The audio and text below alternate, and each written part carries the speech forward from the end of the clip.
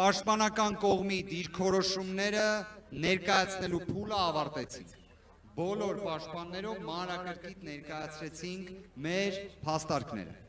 Այլ կերպ ասած, հաստատապես կարող եմ ասել, մեր դիրքորոշումների պայմաններում, եթե մենք ունենանք ողջամիտ հնարավորություն իրական իրավաբանության, արդարադատության, միանշանակ է, որ այս միջնորդությունը պետք է մերժվի։ Միանշանակ է։ Փուլային իմաստով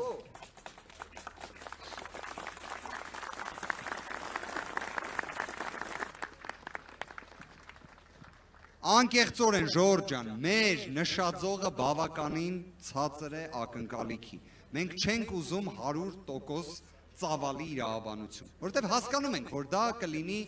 միամտություն կարծել, որ մենք դա կարող ենք ունենալ այսօրվա պայմաններում։ Մի բան իհարկե շատ հստակ է, որ ձեզանից յուրաքանչյուրի ներկայությունը, աջակցությունը չափազանց կարևոր է եւ մեզանից յուրաքանչյուրը դա զգում է։ Լինի դա նիստերի դալիճում, լինի նիստերի դալիճից դուրս։ Ապրեք դուք, ժողովուրդ ջան։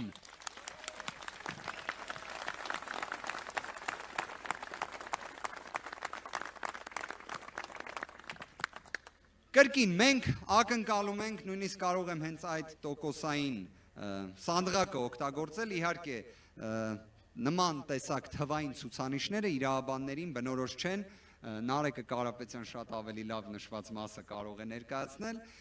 բայց իսկապես կարծում եմ ինքն էլ համաձայն կլինի 5-ից 10%-ը առավել քան բավարար է, որ իսկապես այս միջնորդությունը ուղղակի մերժվի, 5-ից 10% իրավաբանությունը։ Հիմա մենք փուլային իմաստով գտնվելու ենք այն հատվածում, երբ դատարանը ինքը հարցեր է տալու մեզ։ Ես հասկանում եմ, ժողովուրդ ջան, իսկապես 3 այսօր այսքան երկար տևող նիստ, եղանակային պայման, բայց դուք ցույց եք տալիս, որ այդ ամեն ինչը երկրորդական նշանակություն ունի կամ երրորդական, չորրորդական, հինգերորդական։ Դուք ցույց եք տալիս, որ դուք այստեղ եք մի պարզ հարցի համար, որ լինի արդարադատություն, որ լինի արդարություն եւ լինի ազատություն։